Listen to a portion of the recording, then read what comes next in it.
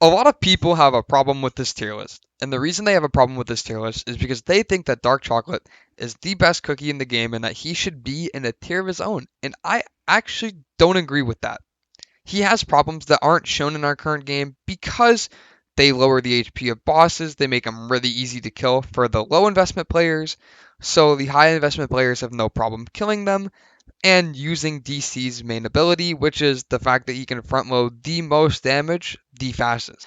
I do believe that all of these cookies are around the exact same, and I will be showing you a little graph to demonstrate this and show you kind of where dark chocolate likes to fall off and why I don't think he is the greatest cookie in the game.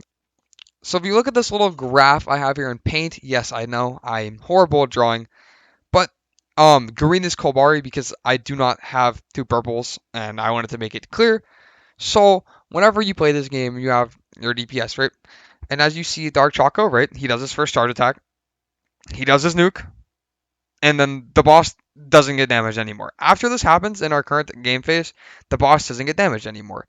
Now, yes, this is probably higher, right? Like this is probably higher. Like I might even just like put this to the sky, but he does have this nuke, right? Now Creamstone has a comparable set of DPS. It is a wider nuke, so she builds up her skills, then she does wave, alt hits 3 times, then wave, right? And that is a considerable chunk of damage. She has to build up to it though. It's later on in her rotation. That doesn't mean that she's bad. It just means that her damage comes on later, but she has more consistent damage over time. See, DC will hit this nuke, then they'll go back to doing these little charge attacks and lose his buff, have to do 4 charge attacks to get his buff back, and then hit a skill nuke, and then 20 seconds is over, and you kind of just got this front loaded DPS. Plus, you're going to have to do your little charge attacks, gain them back for the next 10 seconds while your burst is on cooldown.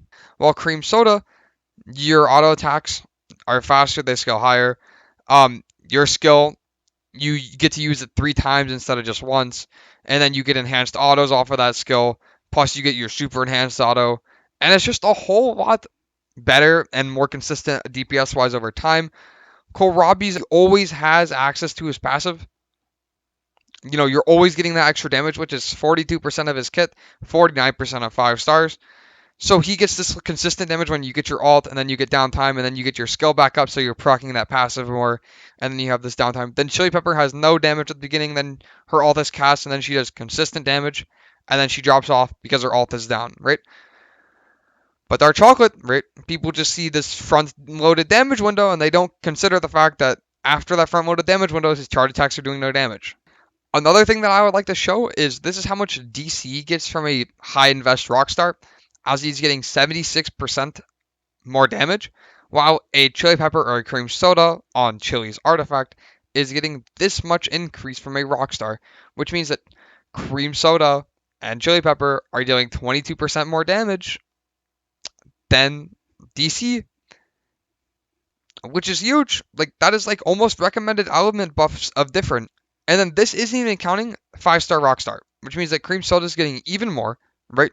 So this is just base Rockstar, and the reason that this is because Dark Chocolate at base gets a 50 attack increase. So the Rockstar buff does not increase his damage as much because buffs are additive. So whenever you get more of a buff, it adds.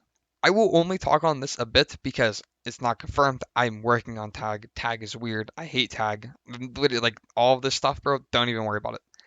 But Kohlrabi abuses tag way better than Dark Chocolate because he hits so many times. He's able to proc the tag age more, and Kohlrabi being released is the only reason that a lot of low investment players are able to get this really high run. I don't know why people think 50% defense spend is better than 900% scaling. They're actually insane. This is just the way better promo.